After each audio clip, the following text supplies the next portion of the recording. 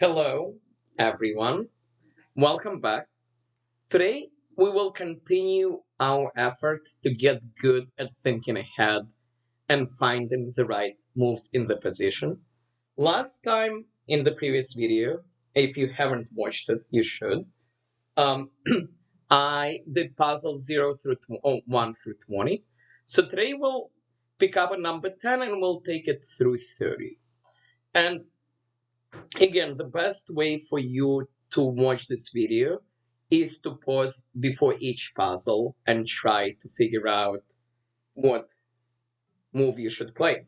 And again, just a quick reminder, in every position, we look for checks, captures, and threats.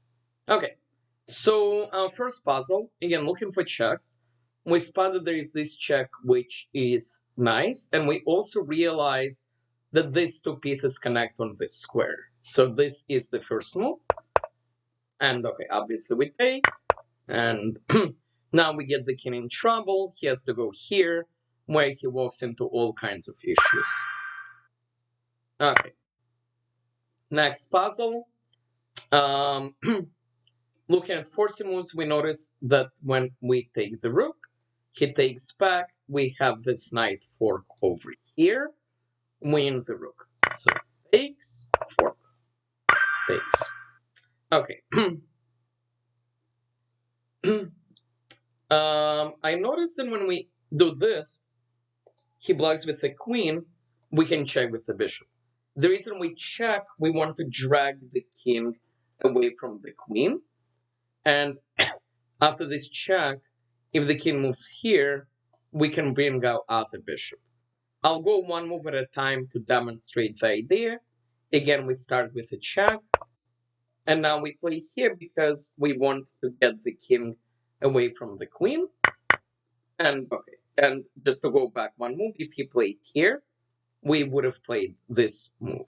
Okay, so he takes, we take the queen. Okay, next puzzle. We are in check. Obviously, we don't want to take because we lose our queen. So that means we have to move. And the question is, should we move here or here? It appears to me that this is a better move for two reasons. Reason number one is it double attacks the knight. Reason number two, this allows some version of double checks, and then we cannot take his queen anymore. Okay, so he does that, and now this is just a free knight. The last puzzle was a little different, but it's important that you don't just look at attacking position. Sometimes you need to defend. Going back to checks, we notice that when we take, we open this diagonal. So this is a discovery, and we get the bishop. So takes, and takes. Okay. So I noticed that when we take, he has to take with the king. He cannot take with the queen because of the spin. So after he takes with the king, we can check with the queen. And when we check, we also tag in the rook. So for the time being, the rook is defended. But after the check, he will either block with the queen, and then the rook is free, or he'll move his king, which will block the connection. I'll go slowly and explain move by move. So boom, and now when we go here, he either blocks with the queen and then the rook is free, or he moves the king and then the queen does not protect the rook. Okay, so we take the rook. Okay, this is an endgame puzzle. The point is our king is just going to cause all kinds of trouble once he trade rooks. So we simplify by forcing a trade. And now we just bring out king. Okay. Again, looking for checks. This is a fork. This one is pretty simple. And we take the bishop. I noticed these two pieces on the same line. So rook here is a pin. The queen cannot move. There is the king behind it. And we take. Okay, so here we have to time this properly. This is not the question of necessarily forcing moves, it's a question of timing. So the most forcing move is takes. Then we bring our king, he brings his king, we bring our king, and it seems we will get this pawn. So we start with this, bring our king, and obviously we get the pawn. Okay. I noticed the rook is on the same line as the queen. So when we move our bishop with check, you have to make sure it's a check. We can get the queen on the next move. Okay, and we get the queen. Okay. So this puzzle is removing a defender. The bishop protects the knight. We can get rid of this bishop, and when he takes back, this is a free knight. So takes. Okay. Again, this is one move fork, nothing special. This one is kind of cool. Here you have to calculate several moves ahead. But again, you always look for check, so we check, he blocks with the queen.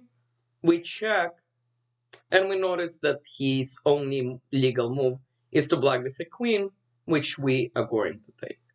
So check, queen takes, checkmate. Okay. Automatically, I'm thinking of some sort of discoveries. And I noticed when we play here, the bishop covers this square, the knight covers this one, so that king has no squares. He'll block with the rook, but that's just a free rook.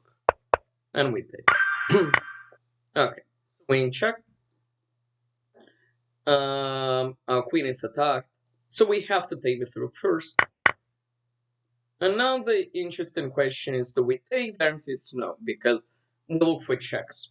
And when we take this pawn, we open the queen. Okay, so this is a more complex case of an overworked piece. The queen defends the rook and the bishop. So we take, he'll take. Or maybe it will go the other way, actually. Because if we take twice, in the end we cannot take the bishop because he will checkmate us. So that's important. So we have to start with this. And the reason we start with this is if he takes with the queen, we get the rook for free. Because the queen does not protect the rook. If he takes our rook first, we take back and we defend the knight. And now we take the rook. Okay, let's do a couple more.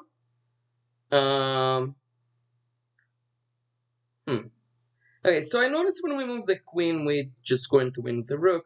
But there are many different ways to move the queen.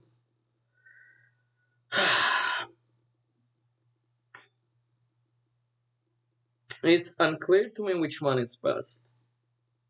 I mean, we can move here. We can move here. We can move home. I mean, there are many different moves. Which brings up a question if they want us to do something else. We don't want to take, because it's just a trade. We don't want to take the knight, because again, it's just a trade.